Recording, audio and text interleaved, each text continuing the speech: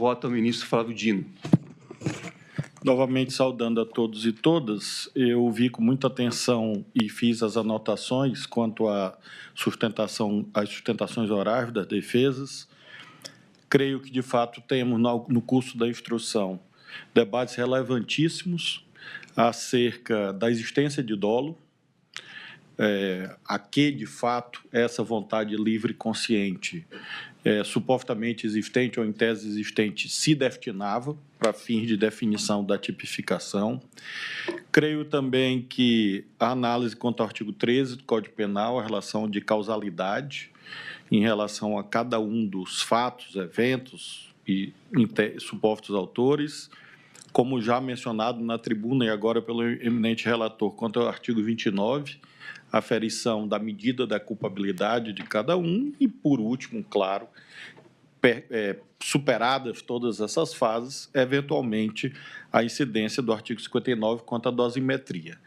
Não há dúvida que, até aqui, há um suporte probatório ou indiciário suficiente para afirmar, sem medo de errar, que, dada a complexidade dos fatos e da diversidade de condutas, não haverá solução única para todas essas circunstâncias.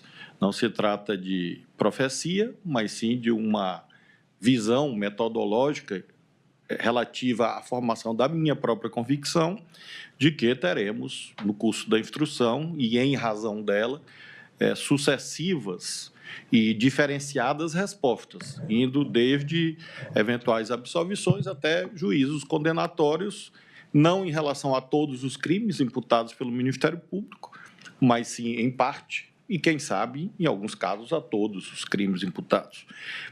De fato, eu tenho essa pré-compreensão a partir do que vi até aqui, da leitura da denúncia, das sustentações orais das defesas. Ocorre, eminentes pares, que eu não tenho dúvida, nesse instante, quanto a dois elementos que, caso existentes, impediriam o recebimento da denúncia.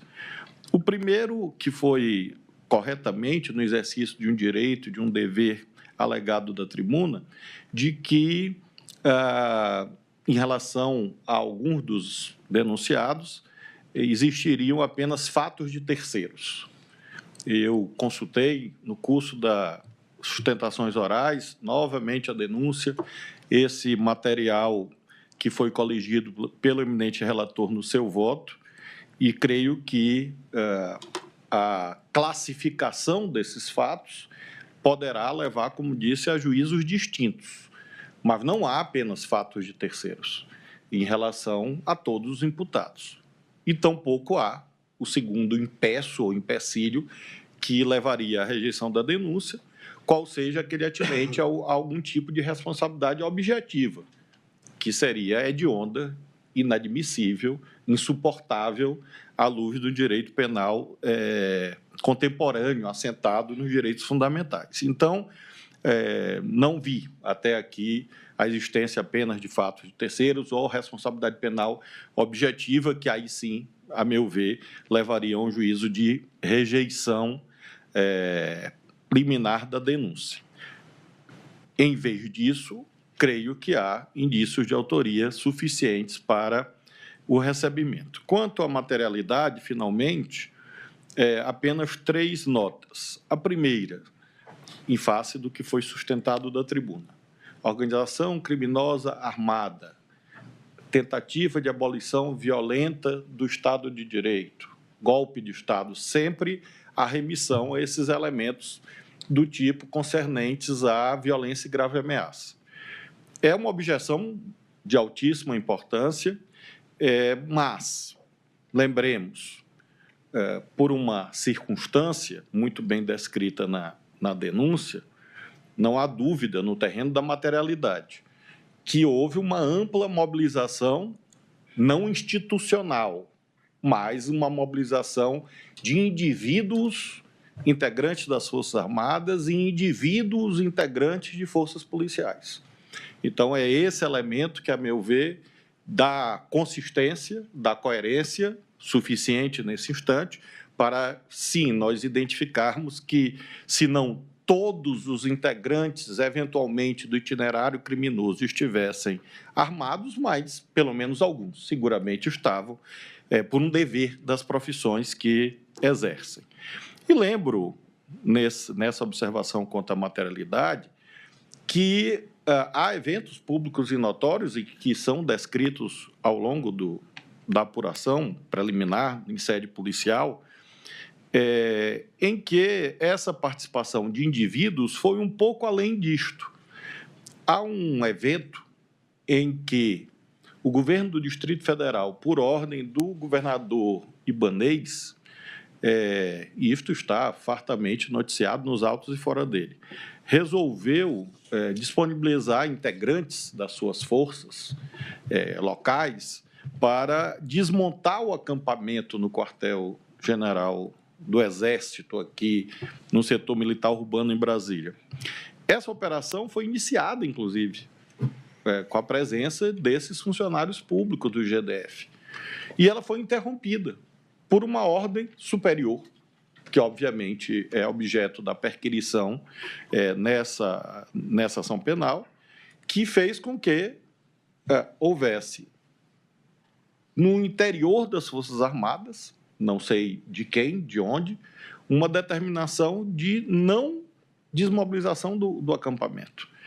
Em segundo lugar, no dia 8, há uma imagem, o ministro Alexandre trouxe aqui, numa das sessões anteriores, mas essa imagem ela não teve a sua eloquência ainda, e obviamente será, quando da produção de provas orais, adequadamente debatida por ambas as partes, em que se visualiza, eu não lembro qual veículo, mas consta daquela apresentação, em que há uma mobilização, ministro Fux, de forças armadas, tanques, soldados do Exército e da polícia, enfim, quase que numa cena cinematográfica, em que havia uma espécie de impasse entre integrantes de forças ou de pessoas, agentes públicos, que estavam armados.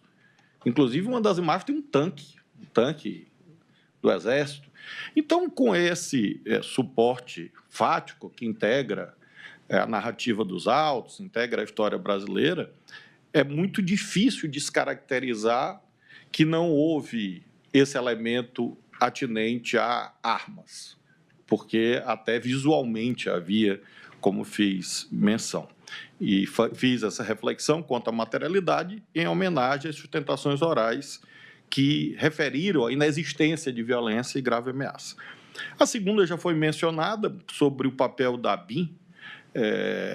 A ABIN, de fato, qualquer servidor público, seja das Forças Armadas, das Forças Policiais ou do próprio quadro da ABIN, não poderia estar numa situação de obediência hierárquica, uma vez que seriam, em tese, ordens manifestamente ilegais, uma vez que a ABIN não procede à investigação de índole criminal, não investiga pessoas,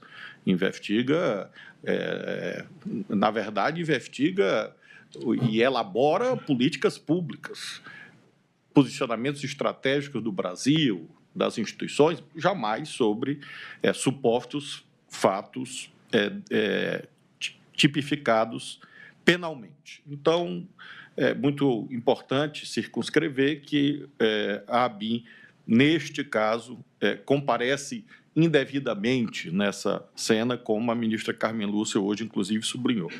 E a terceira e última observação no terreno da materialidade, já fiz alusão sobre asfixia, sobre veneno,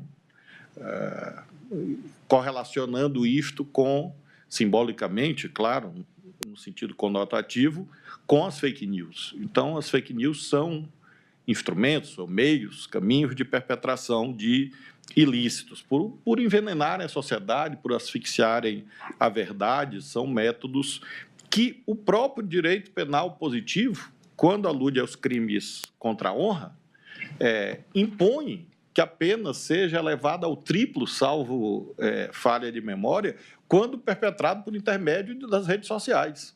Então, do ponto de vista da dogmática jurídica, Nós já temos um selo de repugnância ética consagrado dogmaticamente a mostrar isto. Então, não é uma opinião, não é uma impressão, ou não é uma elaboração normativa de um julgador. É a aplicação de critérios que estão tipificados pelo legislador, pelo Congresso Nacional, mostrando essa reprovabilidade ou essa repugnância em relação a isto que não pode ser naturalizado. Esse é o ponto fundamental. Não se pode, em relação a este caso ou qualquer outro caso, imaginar que fake news se cuida de uma brincadeira de amigos, ou se cuida de um desabafo, ou se cuida de um mero ato, como eu já vi em outros casos, em que a pessoa diz assim, não, eu achei interessante a notícia e resolvi passar adiante. Ocorre que, dependendo do que é esta notícia, essa mera curiosidade, ou esse, entre aspas e muitas aspas, esporte, pode conduzir a desastres. Desastres de difícil ou de impossível reparação. Por isso mesmo, também gostaria, no terreno da materialidade, de assinalar, quem sabe, que em algum momento, pela via legislativa ou mesmo pela via jurisprudencial, haja compreensão de que é uma modalidade de violência, gravíssima violência, como já foi feito em relação aos crimes contra as mulheres, em que há a compreensão de que não é apenas a violência física contra a mulher, a violência psicológica, a violência emocional. Em algum momento, haja essa compreensão social de que as fake news embutem em si mesmo uma violência simbólica que extermina, que mata.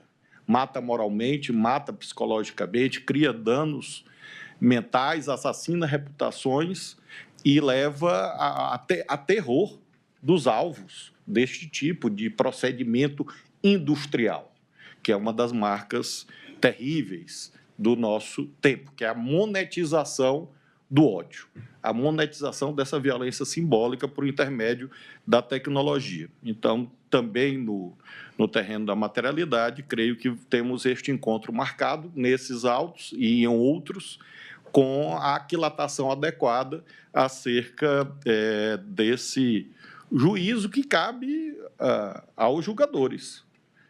Nós temos os parâmetros de fixação de penas que são arbitrados pelo Poder Legislativo e nos cabe, exatamente no terreno axiológico, valorativo, ao assinalar, a partir da antijuridicidade, da tipicidade, aferir, no terreno da culpabilidade, a reprovabilidade, que, a meu ver, deve ser compreendida a partir dos danos que este fenômeno social contemporâneo tem causado.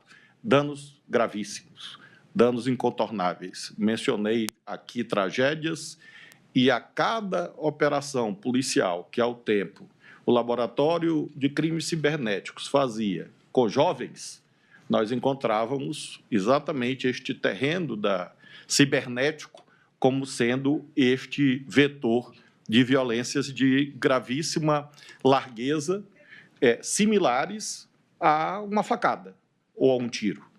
Então, este é um elemento que marca o nosso tempo e que está presente, de algum modo, nesse debate acerca dos tipos que foram imputados pelo Ministério Público. Então, delimitando o que, a meu ver, é relevantíssimo no terreno da materialidade e deixando aberta, evidentemente, essa avenida de debate sobre a autoria de cada um e, eventualmente, a aferição do que mencionei, da causalidade, da culpabilidade e, eventualmente, dos critérios de individualização da pena, é que acho não só ser uma opção, mas, a meu ver, é um dever receber esta denúncia para permitir a perquisição dentro do respeito pleno ao contraditório e ampla defesa, para que nós possamos ter o desate ou o deslinde adequado destas páginas da história nacional. Com essas considerações, acompanho o relator.